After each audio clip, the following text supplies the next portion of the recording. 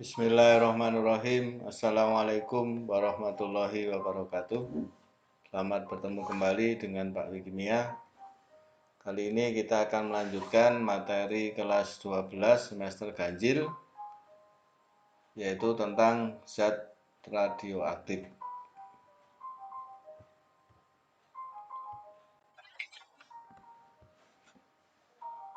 Kalau kita punya inti atom, maka di dalam inti atom itu terdapat penyusun inti yang disebut dengan proton dan neutron.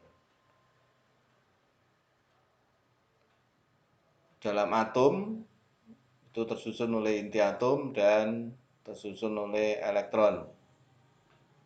Nah, jika atom itu yang berubah intinya, inti atomnya yang berubah, maka akan terbentuk atom baru yang mengalami reaksi inti. Kemudian kalau dalam atom yang berubah hanya elektronnya bergabung dengan atom yang lain, yang berubah hanya elektronnya, maka disebut dengan reaksi kimia atau menghasilkan reaksi kimia. Kemudian lebih lanjut, coba kita lihat perbedaan antara reaksi kimia dengan reaksi inti. Pada reaksi kimia itu akan berlaku hukum kekekalan massa yang menyatakan bahwa massa zat sebelum dan sesudah reaksi adalah sama. Sedangkan pada reaksi inti akan berlaku hukum Einstein, E sama dengan mc kuadrat. Kemudian perbedaan kedua, pada reaksi kimia terjadi perubahan susunan elektron valensinya, sedangkan pada reaksi inti terjadi perubahan inti atom.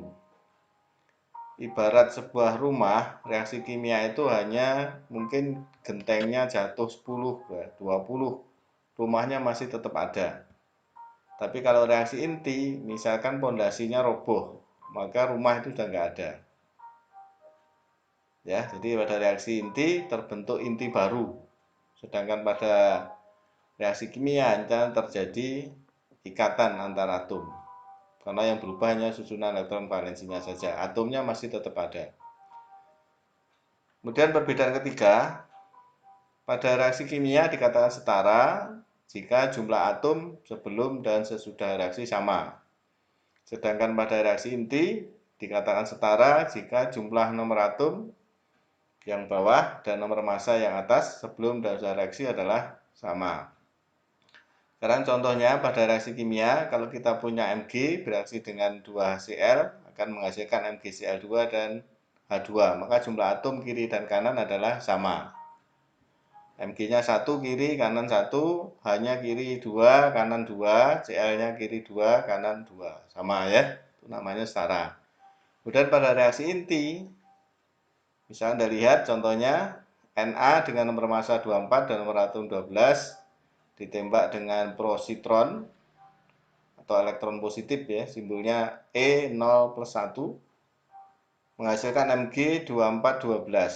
Anda lihat bahwa nomor massa yang atas sebelah kiri 24, sebelah kanan 24, kemudian nomor atomnya atau muatannya yang kiri 11 tambah 1, 12, yang kanan adalah 12, sama ya. Itu perbedaan antara reaksi kimia dengan reaksi inti. Pada bab ini kita akan mempelajari reaksi inti. Inti atom itu ada yang stabil dan ada yang tidak stabil. Inti atom yang tidak stabil itu sering disebut dengan inti radioaktif. Jadi inti radioaktif atau zat-zat radioaktif ini selalu memancarkan sinar sampai terbentuk inti baru yang stabil. Kemudian sinar-sinar radioaktif, zat radioaktif alami dapat memancarkan 3 jenis sinar, yaitu berupa alfa, beta, dan gamma. Sinar alfa dan beta terdiri atas partikel bermuatan listrik, sedangkan sinar gamma merupakan gelombang elektromagnet. Sinar alfa bermuatan positif, sehingga dibelokkan ke kutub negatif. Sinar beta bermuatan negatif, sehingga dibelokkan ke kutub positif. Sinar gamma tidak bermuatan, sehingga tidak dipengaruhi medan magnet atau medan listrik. Partikel sinar beta lebih ringan daripada partikel sinar alfa, Oleh karena itu sinar beta mengalami pembelokan yang lebih besar. Nah, lihat di gambarnya sini. Jadi kalau kita punya zat radioaktif misalkan radium memancarkan 3 buah sinar alfa, beta, dan gamma. Alfa dibelokkan ke kutub negatif, artinya alfa muatannya positif. Kemudian kalau beta dibelokkan ke kutub positif, berarti kesimpulannya beta bermuatan negatif. Kalau gamma ini lurus, ya diteruskan, tidak dibelokkan, artinya gamma tidak bermuatan. Oke, bisa dipahami ya. Kita lanjut.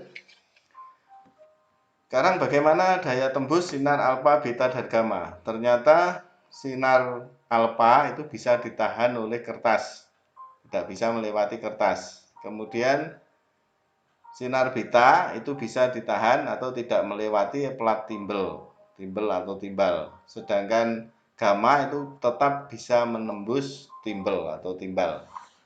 Artinya daya tembusnya yang paling besar adalah gamma. Kemudian yang kedua beta, dan yang paling kecil daya tembusnya adalah sinar alfa. Partikel-partikel lain yang mungkin dipancarkan oleh zat radioaktif bisa berupa alfa, tadi alfa, beta, gamma. Ada partikel lain yaitu positron, proton, dan neutron. Nah, lihat di sini masanya ya dipahami, dihafalkan muatannya. Jadi alfa itu adalah He42 atau alfa 42. Beta itu 0-1, E0-1 atau beta 0-1, gamma 00, positron 0+1, terus disebut dengan elektron positif, proton adalah 11, dan neutron adalah 10, masanya 1, muatannya 0. Kalau proton masanya 1, muatannya 1. Itu ya, kita lanjut. Sekarang persamaan inti, tadi sudah dikatakan bahwa inti pada reaksi inti dikatakan setara jika jumlah nomor massa yang atas dan nomor atom yang bawah sebelum ada reaksi harus sama. Contohnya ini ada uranium 23892 memancarkan TH, thorium 23490 dengan memancarkan alfa, He42. Ya, ini setara, supaya jumlah setara maka jumlah nomor massa yang atas dengan nomor atom yang bawah harus sama. Kemudian untuk transmutasi buatan, reaksi transmutasi biasa disingkat dengan notasi sebagai berikut. Jadi T dalam kurung XY menghasilkan P. Artinya T ditembak oleh X menghasilkan P dan partikelnya hasilnya adalah Y. Contohnya ini, kalau kita punya Cl 3517 ditembak dengan neutron 10 menghasilkan S 3516 dengan memancarkan H11 atau proton 11. Dapat ditulis Cl 3517 dalam kurung NP, jadi artinya ditembak neutron, menghasilkan S 3516 dengan memancarkan proton, gitu ya. Terus kita lanjut. Stabilitas inti, dalam inti atom terdapat proton dan neutron yang disebut dengan nukleon. Jadi nukleon itu adalah partikel penyusun inti, yaitu proton dan neutron. Suatu inti atom atau nuklida ditandai dengan jumlah proton dan jumlah neutron. Secara umum nuklida dilambangkan dengan ini XAZ seperti lambang unsur itu ya.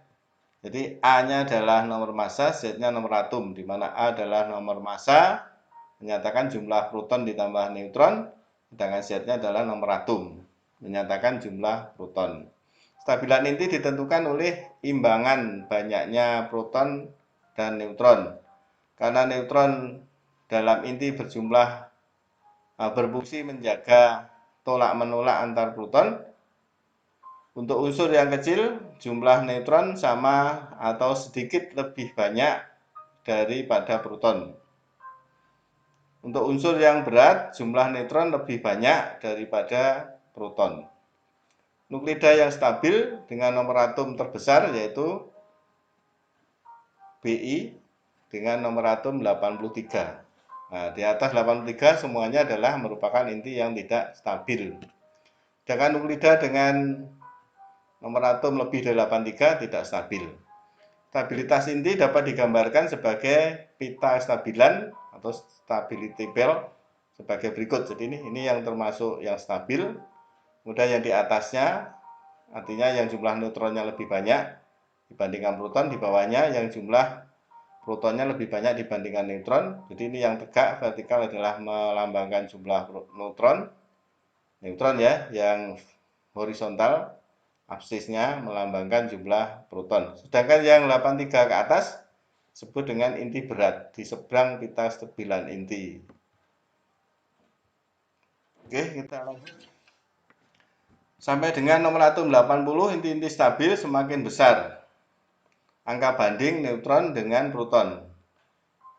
Inti Ca dengan nomor massa 40, nomor atom 20 adalah inti stabil terberat yang angka banding neutron protonnya adalah 1, berarti jumlah neutron dan protonnya sama. Ini stabil ya. Inti yang tidak stabil atau bersifat radioaktif memiliki perbandingan N/P di luar pita stabilan. Itu ada 3 tadi, dikelompokkan 3. Yang A tadi adalah yang disebut dengan di atas pita stabilan, neutronnya lebih banyak. Kemudian di bawah pita stabilan, jumlah protonnya lebih banyak. Yang C adalah di seberang, yang nomor atomnya lebih dari 83. Oke, sekarang kita lanjut ke peluruan. Inti yang tidak stabil akan mengalami peluruan, yaitu proses perubahan dari inti tidak stabil menjadi inti yang lebih stabil. Inti yang terletak di atas pita stabilan memiliki harga N/P terlalu besar atau kelebihan neutron. Akan mencapai stabilan dengan dua cara. Yang pertama adalah memancarkan elektron atau beta. Artinya mengubah neutron menjadi proton. Neutron menjadi proton dengan memancarkan beta. Ya, contohnya ini. Kemudian yang memancarkan neutron, yang kedua karena kelebihan neutron maka neutronnya dipancarkan. Contohnya ini. H52 menjadi He52, helium ya, 52 berubah menjadi helium 42 dengan memancarkan neutron. Kemudian yang kedua, inti yang terletak di bawah pita stabilan inti dengan harga N/P yang terlalu kecil atau kelebihan proton akan mencapai stabilan dengan 3 cara. Yang pertama memancarkan positron, yaitu mengubah proton menjadi neutron, memancarkan positron atau elektron positif. Kemudian yang B memancarkan proton. Jadi karena kelebihan proton, protonnya langsung dipancarkan. Yang ketiga menangkap elektron. Elektron yang terdekat dengan inti yaitu elektron K ditangkap oleh inti atom sehingga terjadi perubahan proton menangkap dengan elektron sehingga menjadi neutron. Gitu ya. Oke, terus kita lanjut. Inti yang terletak di seberang pita stabilan inti, tadi di daerah C tadi, dengan harga Z, nomor atomnya lebih dari 83, mencapai stabilan dengan cara memancarkan alfa. Jadi adalah PO, kemudian jadi PB, memancarkan alfa. Ya, selanjutnya uji kompetensi, silakan nanti dicoba, dikerjakan. Ya, dan mohon bantuannya untuk like, subscribe, and share. Terima kasih, semoga barokah. Jadi nanti yang ini, yang uji kompetensi, kalau mengalami kesulitan silahkan ditulis di kolom komentar. Oke, untuk hari ini hanya ini yang bisa saya sampaikan. Terima kasih atas segala perhatian. Mohon maaf atas segala kekurangan. Wassalamualaikum warahmatullahi wabarakatuh.